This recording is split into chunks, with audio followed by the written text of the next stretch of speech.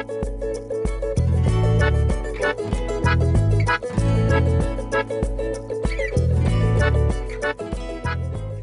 んにちは、さゆりです。今日は外人カードについて考えていきたいと思います。皆さんはこの言葉を聞いたことがありますか？これは日本人よりも日本語を勉強している日本語学習者の方が馴染み深い、言葉だと思います。ほとんどの日本人はこの言葉の意味を知らないと思います。外人カードというのは、日本にいる外国人が、自分が外国人であることを理由に何かを得たり、問題を避けたりすることを言います。この言葉は外国人が自分の立場を特別に使うときによく使用します。皮肉や冗談として使われることが多いです。じゃあ、どうして今回外国人でない私が外人カードについて考えたかというと、最近友達が日本に遊びに来たんです。その友達は本当に少しだけ日本語がわかりますが、日本の文化とか習慣とか、そういうことは全然知らない状態で来ました。で、一緒に行動しているうちに、私も外人カードを使っていると思ったので、その気づきをシェアしたいと思いました。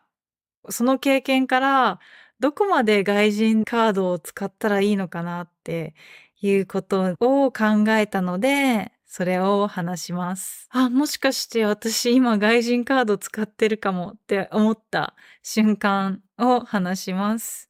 まず、どこでそれを感じたかというと、お店を出るときです。私たちは、かき氷を食べました。とっても美味しかったです。で、その後、お店を出るときに、私はごちそうさまでしたと言ってお店を出ました。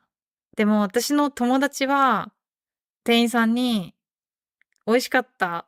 じゃあねって言いました。私は本当に、どうしよう、やばい、店員さん怒ってないかなって心配になりました。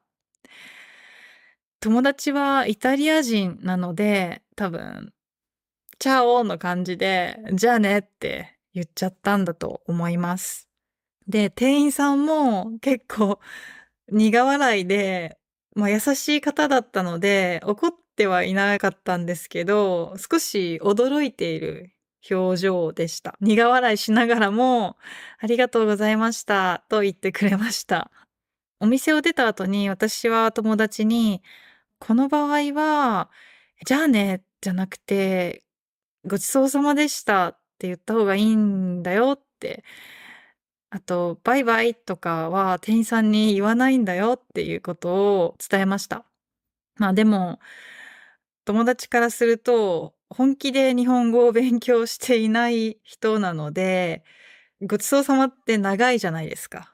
だったら、チャオみたいな感じで、じゃあねの方が短くていいじゃんみたいな感じで言われましたね。でも、その時の美味しいと、じゃあね、だから、ポジティブな言葉だったし、表情もすごく笑顔だったので、店員さんは嫌な気は全然しないと思います。だからこれは、外人カードを使ったというよりも、使ってしまったという場面ですね。このタメ口は、人によっては少し怒る人がいるのも事実です。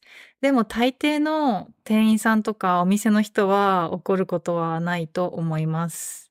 特に店員さんは私たちよりも年上だったので、それを見た私は日本人なのでヒヤヒヤしながら、やばいどうしようって思いながら、その状況にいましたね。でも店員さんが優しい方でよかったです。で、次に食事マナーです。一般的に世界でも日本食が普及しているので、お箸を使える人はたくさんいますね。で、皆さんももしかしたら、お箸上手ですねって言われたことがあるかもしれません。でも、お箸上手なだけじゃ十分じゃないんですね。お箸で何かつかめるとか食べられるだけじゃ十分じゃないケースがあります。私のその友達もお箸で何か食べたりするのは全く問題ないんですけど、居酒屋に行った時に、そのお皿とか食器って言うんですけど、お皿の縁に箸を置いて、箸をかけて、その皿を移動させていました。お皿の一番端のところ、縁って言うんですけど、それを自分のところに移動させていました。もしかしたら、これは料理をこぼしてしまったり、テーブルを傷つけてしまったり、音も出ると思うので、あんまりマナーがいいとは言えません。行儀が悪いとされています。そしてこの悪いマナーの名前まであります。寄せ箸と言います。日本の小学校、中学校で教育を受けた人なら、給食があるので、自然と身についていることだと思います。でもね、日本で教育を受けてないとなかなかここまで気づかないと思いますね。何がいいマナーなのか、何が良くないマナーなのか、やっぱり国によって違うので、仕方のないことなのかなと思いました。私はその友達のお母さんじゃないので、そんな日本で良くないマナーを一つ一つ言うのも、楽しくないし、日本ではこれは良くないこととされているっていうことを簡単に説明してやめた方がいいよっていう感じで軽く言いました。ちょっと私は気にしすぎなところがあると思いますね。店員さんを含めて周りの人、その食べている時の周りの人は、そこまで他の人の箸のマナーまで見てないと思います、正直。で、もしそれが日本人だったら、この人行儀悪いな、どうしたんだろうって思うと思うんですけど、話している言語が、英語だったので、この人たちは、外から来た人だから、あんまりわからないんだなっていう感じで外人カードを使わせてもらいました。はい。ここまで2つ外人カードを使ってしまった経験を話したんですけど、やっぱりこのポッドキャストを聞いている人は、真剣に日本語や日本の文化を学びたい人だと思うんですね。マナーが違うことを理解している方が、やっぱり日本の社会に馴染みやすいと思います。箸のマナーはたくさんあります。いい資料があったので、私のウェブサイトに載せておきますね。よかったら見てみてください。最後に外人カードが使えなかった場面を共有したいと思います。私たちはうどん屋に行きました。で、その注文したうどんには、ナルトがありませんでした。ナルトっていうのは、ラーメンとかうどんに乗っている白や、ピンクのかまぼこのような、丸いものですね。それをナルトって言うんですけど、ナルトが乗ってなくて、友達が一生懸命日本語で、ナルト欲しいですって言ってて、でも、そのうどん屋さんでは、そのナルトトッピングっていうメニューがないので、できませんと断られていました。一般的に日本に住んでいると食べ物をトッピングする機会が他の国と比べて少ないんじゃないかなと思います。もともとメニューに載っているものを注文してそのまま食べることが多いです。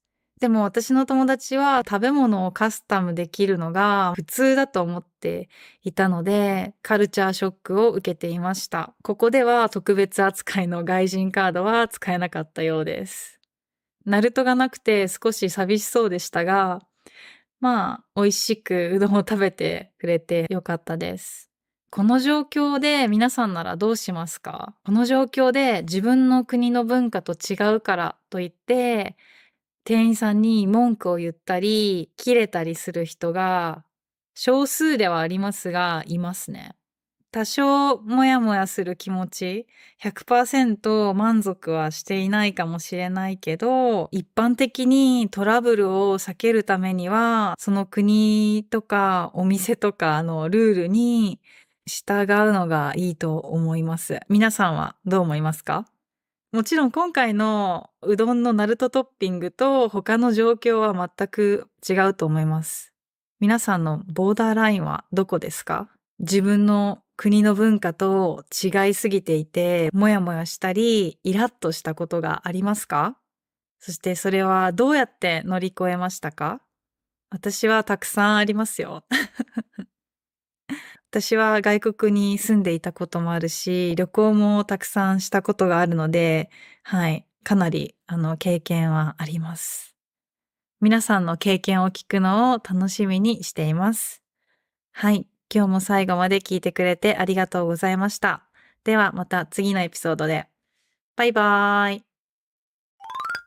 私のウェブサイトの紹介をします。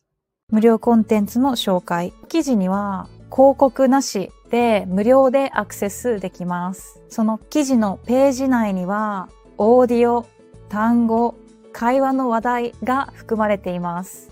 この会話の話題セクションは日本語のチューターや日本人の友達と会話練習をするときにぴったりです。最適です。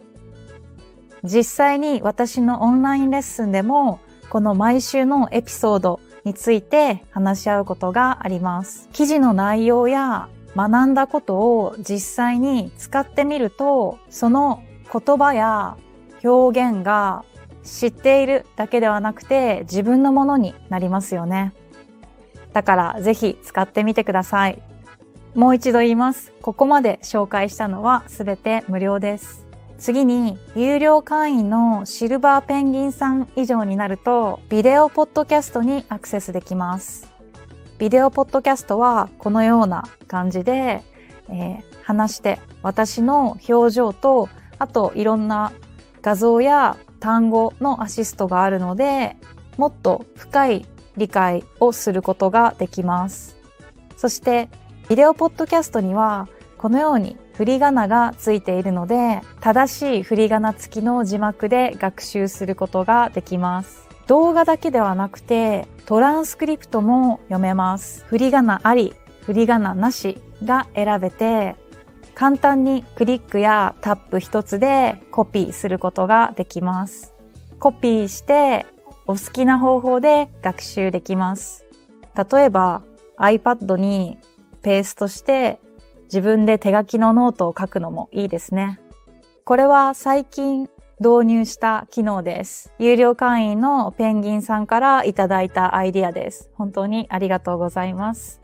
はい。言語の勉強は長い時間がかかりますし、大変な時もありますが、一緒に楽しみながら乗り越えていきましょう。私が全力でサポートします。